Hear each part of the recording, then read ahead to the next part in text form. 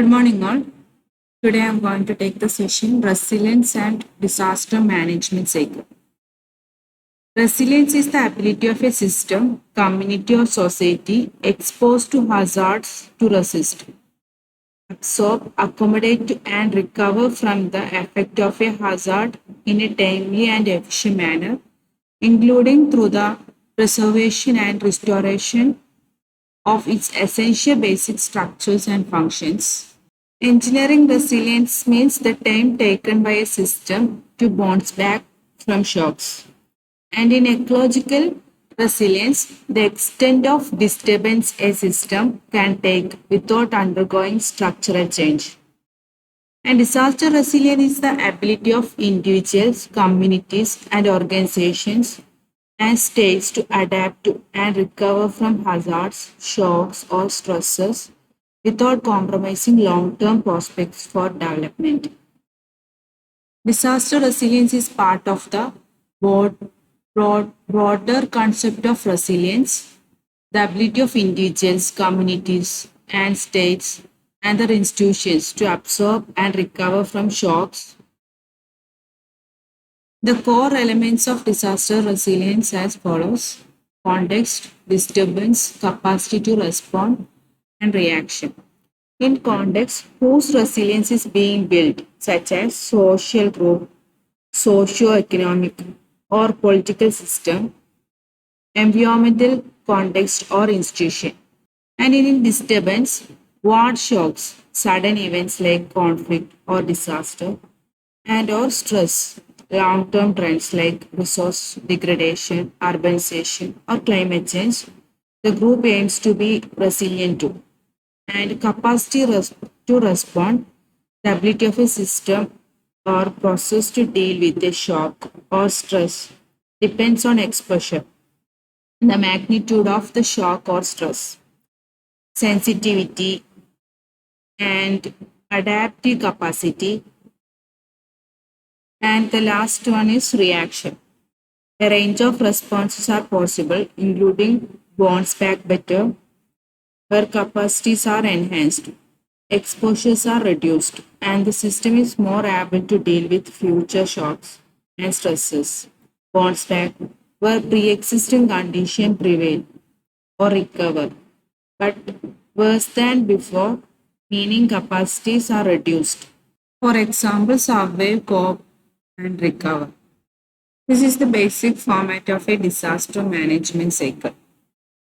Disaster risk management includes some total of all activities, programs, and measures which can be taken up before, during, and after a disaster with the purpose to avoid a disaster, reduce its impact, or recover from its losses. In other words, the disaster management cycle illustrates the ongoing process by which governments, businesses, and civil society plan for and reduce the impact of disasters, react during and immediately following a disaster, and take steps to recover after a disaster has occurred.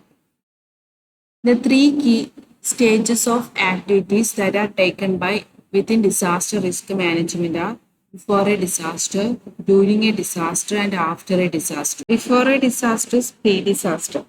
Activities taken to reduce human and property losses caused by a potential hazard. For example, carrying out awareness campaigns, strengthening the existing weak structures, preparation of the disaster management plans at household and community level, etc. Such risk reduction measures taken under this stage are termed as mitigation and preparedness activities. During a disaster means disaster occurrence. Initiatives taken to ensure that the need and provisions of victims are met and suffering is minimized. Activities taken under this stage are called emergency response activities. And after a disaster is post-disaster. Initiatives taken in response to a disaster with the purpose to achieve early recovery and rehabilitation of affected communities immediately after a disaster strikes. These are called as response and recovery activities. In the subsequent chapters, it will explain in detail. Phases of a disaster. First of all, preparation, then warning phase, impact, emergency response, recovery, rehabilitation. In prevention and preparedness, prevention, elimination of hazards such as that is flood control, mitigation, minimize destruction and disruption, and reduction of vulnerability is really a development.